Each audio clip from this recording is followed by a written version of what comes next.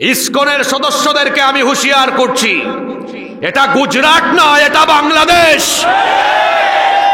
গুজরাটে তোমাদের দাদা বাবুরা যে গুন্ডামি করেছে, যে মাস্তানি করেছে, এরকম গুন্ডামি মাস্তানি বাংলাদেশে করার দুঃসাহস দেখালে দাদা বাবুদের দেশে তোমাদেরকে পাঠিয়ে দেওয়া হবে। যেহেতু গতকাল আদালত প্রাঙ্গণে যেটা হয়েছে সেটা সরাসরি ইসকনের সদস্যরা রাষ্ট্রকে বুড়ি আঙ্গুল দেখিয়েছে। রাষ্ট্রকে যেহেতু বুড়া আঙ্গুল দেখিয়েছে, আমি আজকেও আমার ফেসবুক পেজে লিখেছি এ বিষয়ে দেশের মানুষ নয়, রাষ্ট্রকে এখন যুগান্তকারী সিদ্ধান্ত নিতে হবে। যেহেতু রাষ্ট্রের বিরুদ্ধে বুড়া আঙ্গুল দেখিয়ে দেশের আইন কানুনকে বৃদ্ধাঙ্গুলি দেখিয়ে আদালত চত্বরে এরকম ন্যাক্কারজনক হামলা ঘটিয়েছে, ইউনূস সাহেবের সরকারকে বলবো, পাশাপাশি সুপ্রিম কোর্টের প্রতি আমরা দৃষ্টি আকর্ষণ করব, এই ঘটনাকে কেন্দ্র করে ইসকনের কার্যক্রম গোটা বাংলাদেশে নিষিদ্ধ করে দিতে হবে। গতকাল চট্টগ্রামে আদালত প্রাঙ্গণে চিন্ময়, তার পুরো নাম জানে কি, চিন্ময় দাস ব্রহ্মচারী, প্রভু আছে মাঝখানে আবার, চিন্ময় দাস ব্রহ্মচারী রাষ্ট্রদ্রোহ মামলায় তাকে গ্রেফতার করা হয়েছে। তিনি অন্য কোনো ধর্মের, এই কারণে গ্রেফতার করা হয় নাই। আচ্ছা, একজন মুসলমানও যদি রাষ্ট্রের বিরুদ্ধে কোনো কাজ করে, এদেশের রাষ্ট্র আইন তার বিরুদ্ধে ব্যবস্থা নিবে কি নিবে না? গত 15 বছর আমরা দেখেছি আলেমদেরকে মিথ্যা মামলা দিয়ে রাষ্ট্রদ্রোহী ট্যাগ লাগিয়ে তাদেরকে মিথ্যা মামলায় জেলে ঢুকানো হয়েছে। আর এই চিন্ময় দাস ব্রহ্মচারী, সে তো আমার স্বাধীন দেশের পতাকার উপরে আরএসএস এর গুন্ডা বাহিনী দ্বারা পরিচালিত, ভারতীয় র দ্বারা পরিচালিত আন্তর্জাতিক জঙ্গিবাদী সংগঠন ইসকনের গেরুয়া পতাকা উড়িয়ে বাংলাদেশের সবুজ এবং লাল পতাকার সাথে গাদ্দারি করেছে। এজন্য তাকে গ্রেফতার করা হয়েছে। কিন্তু এই উগ্রবাদী চরমপন্থী সংগঠন ইসকন এবং তার সদস্যরা, তার অনুসারীরা গতকাল আদালত প্রাঙ্গণে যে ঘটনাটি তারা ঘটিয়েছে, এটা আমাদেরকে অত্যন্ত মর্মাহত করেছে। অ্যাডভোকেট সাইফুল ইসলাম আলিফ,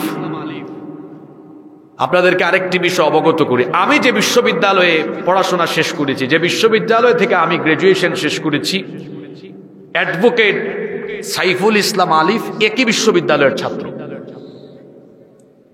ল ডিপার্টমেন্ট থেকে পড়াশোনা শেষ করে এখন তিনি আইনজীবী এবং গত মাসেই এপিপি, অ্যাডিশনাল পাবলিক প্রসিকিউটর, অর্থাৎ রাষ্ট্রপক্ষের আইনজীবী হিসাবে তাকে নিয়োগ দেওয়া হয়েছে। যেহেতু এটা রাষ্ট্রদ্রোহ মামলা, এই চিন্ময় দাস ব্রহ্মচারীর বিরুদ্ধে রাষ্ট্রপক্ষের হয়ে শুনানিতে তিনি অংশগ্রহণ করেছেন। এই উগ্রবাদী চরমপন্থী ইসকনের সদস্যরা তাকে আদালত প্রাঙ্গণে পিটিয়ে পিটিয়ে, এমনকি তার ঘাড়ের মধ্যে কুপিয়ে কুপিয়ে নির্মম ভাবে তাকে হত্যা করেছে।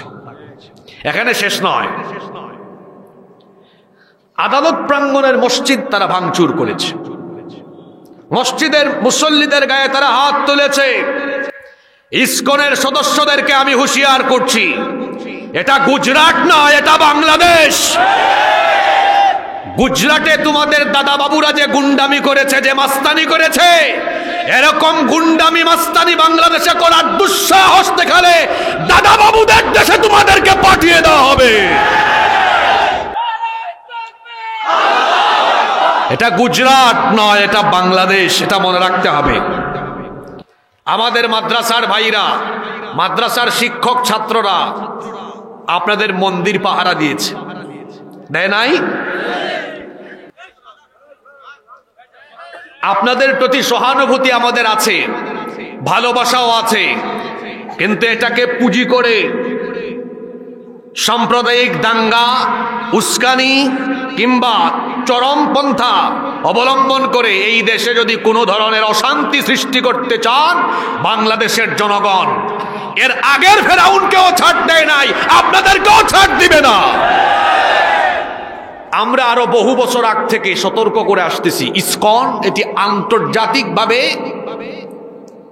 স্বীকৃত উগ্র এবং চরমপন্থী সংগঠন। ইসকন এটা শর্ট ফর্ম, এদের পুরা নেম হচ্ছে, ফুল নেম হচ্ছে international society for Krishna consciousness, যার বাংলা হলো আন্তর্জাতিক কৃষ্ণ ভাবনামৃত সংঘ।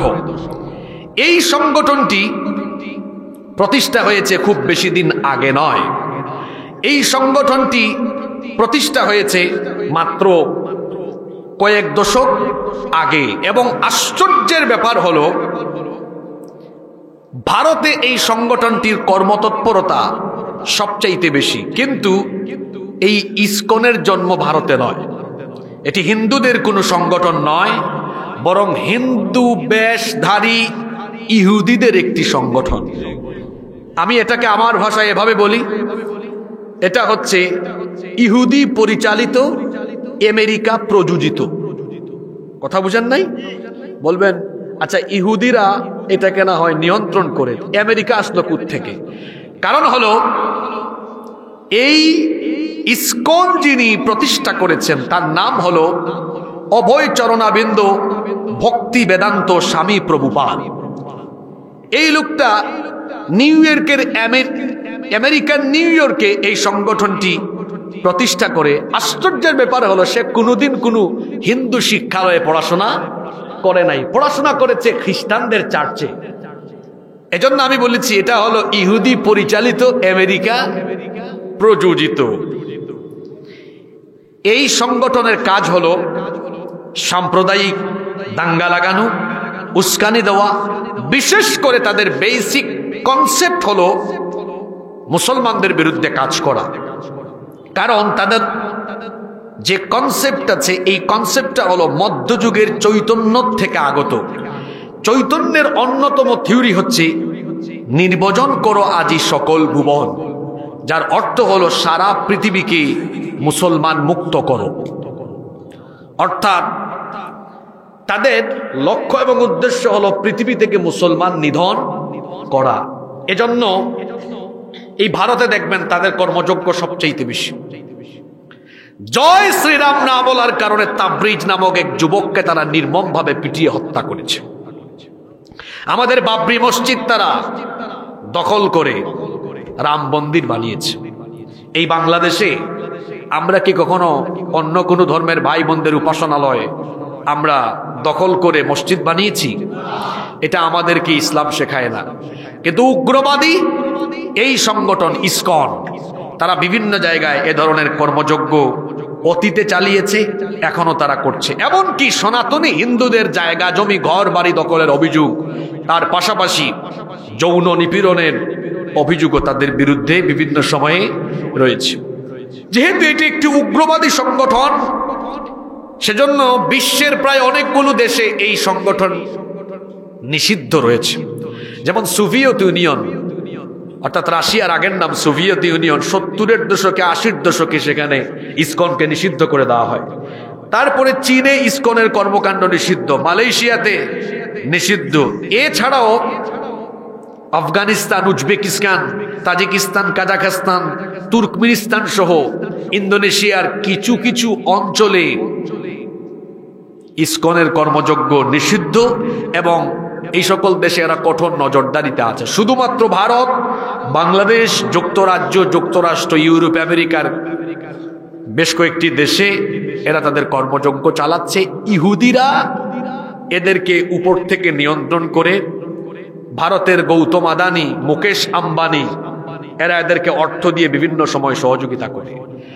বাংলাদেশের শান্তি সম্প্রীতি নষ্ট করার জন্য 5ই আগস্টের পরে এই ইসকন বহু অপচেষ্টা চালিয়ে যাচ্ছে।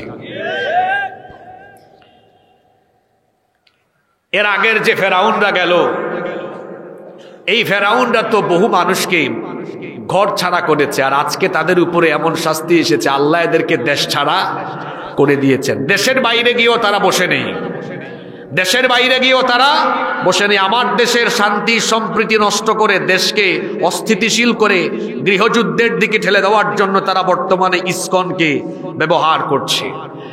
আমি আপনাদেরকে সহ সারা বাংলাদেশের মানুষকে বলবো, এদের পাতানো ফাঁদে পা দেওয়া যাবে না। গ্রামে গঞ্জে আপনারা যারা আছেন, আবেগের বশবর্তী হয়ে হিন্দুদের কোনো মন্দির, তাদের উপাসনালয় কিংবা কোনো হিন্দু ভাই বোনদের ঘর বাড়িতে বা তাদের গায়ে হাত তুলবেন না, কারণ এটাকে কেন্দ্র করে তারা ঘোলা পানিতে মাছ শিকার করার অপচেষ্টা করবে। যেহেতু গতকাল আদালত প্রাঙ্গণে যেটা হয়েছে, সেটা সরাসরি ইসকনের সদস্যরা রাষ্ট্রকে বুড়ি আঙ্গুল দেখিয়েছে। রাষ্ট্রকে যেহেতু বুড়া আঙ্গুল দেখিয়েছে, আমি আজকেও আমার ফেসবুক পেজে লিখেছি এ বিষয়ে দেশের মানুষ নয়, রাষ্ট্রকে এখন যুগান্তকারী সিদ্ধান্ত নিতে হবে। যেহেতু রাষ্ট্রের বিরুদ্ধে বুড়া আঙ্গুল দেখিয়ে দেশের আইন কানুনকে বৃদ্ধাঙ্গুলি দেখিয়ে আদালত চত্বরে এরকম ন্যাক্কারজনক হামলা ঘটিয়েছে, ইউনূস সাহেবের সরকারকে বলবো, পাশাপাশি সুপ্রিম কোর্টের প্রতি আমরা দৃষ্টি আকর্ষণ করব, এই ঘটনাকে কেন্দ্র করে ইসকনের কার্যক্রম গোটা বাংলাদেশে নিষিদ্ধ করে দিতে হবে। যদি ইসকনের কার্যক্রম গোটা বাংলাদেশে নিষিদ্ধ করে দেওয়া না হয়, 5ই আগস্টের আগে যেভাবে ছাত্র জনতা ঐক্যবদ্ধ হয়ে দেশের স্বার্থে ভূমিকা রেখেছে, যদি সরকার এই সিদ্ধান্ত নিতে দেরি করে, তাহলে ছাত্র জনতা আবার ঐক্যবদ্ধ হয়ে সরকারের বিরুদ্ধে ভূমিকা রাখতে বাধ্য হবে। আমরা সরকারকে বলবো, আমরা শান্ত থাকবো, স্থির থাকবো, আমরা কেউ বিশৃঙ্খলা ঘটাবো না। আপনারা রাষ্ট্রীয়ভাবে যদি যুগান্তকারী সিদ্ধান্ত নেন, আমরা আপনাদেরকে সহযোগিতা করব, ঠিক না বেঠিক? এজন্য আমরা দাবি করব, এই কুখ্যাত জঙ্গিবাদী, উগ্রবাদী, চরমপন্থী সংগঠন ইসকনকে বাংলাদেশে নিষিদ্ধ করে দেওয়া হোক। আপনারা মনে হয় চান না ইসকনকে নিষিদ্ধ করা হোক? আপনারা চান কি চান না? সরকারকে বলবো, অনতি বিলম্বে ইসকনকে বাংলাদেশে প্রজ্ঞাপন জারি করে নিষিদ্ধ করে দেওয়া হোক। এটি বাংলাদেশের সকল মানুষ চায়। আল্লাহ আমাদেরকে বুঝার তৌফিক দান করেন।